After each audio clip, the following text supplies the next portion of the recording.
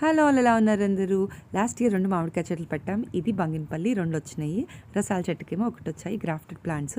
Last year పెట్టా. ఈ ఇయర్‌కి 3 కాయలైతే వచ్చాయి. చాలా హ్యాపీ అనిపించింది. అది చూసుకొని అదే హ్యాపీనెస్‌తో డాబా పైకి వెళ్ళి జామకాయలు కోయడానికి వెళ్ళాననమాట.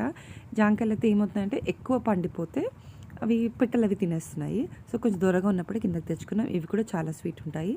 అండ్ వీటికి లైన్స్ ఉంటాయన్నమాట జామకాయల మీద. కంపల్సరీ ప్రతి కాయ చిన్నది కానీ పెద్దది కానీ ఖచ్చితంగా వాటి మీద లైన్స్ ఉంటాయి. హార్వెస్ట్ చేశాక చూపిస్తారు చూడండి. ఇదిగోండి లైన్స్ కనిపిస్తున్నాయి అవి అనమాట. వాటితో పాటు మా రాక్సీ బూరి కూడా నాతో పాటు హార్వెస్ట్ చేయడానికి పైకి వచ్చేసాయి. ఇది పొమ్మగ్రెనేట్ చెట్టు కనిపిస్తుంది కదా, ఇంకా కాయలు లేవు, పూత వచ్చింది. తర్వాత పప్పాయ చెట్టు దగ్గరికి వచ్చాను.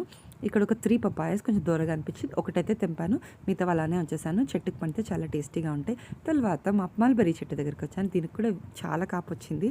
కొన్ని మల్బరీస్ అయితే ప్లక్ చేసుకుని మనం పెట్టిన మన ఇంటి చెట్లు కాయలు కాస్తే ఎంత హ్యాపీనెస్ వస్తుంది కదా, ఆ ఫీలే డిఫరెంట్ అవునా కాదా? కమెంట్ చేయండి.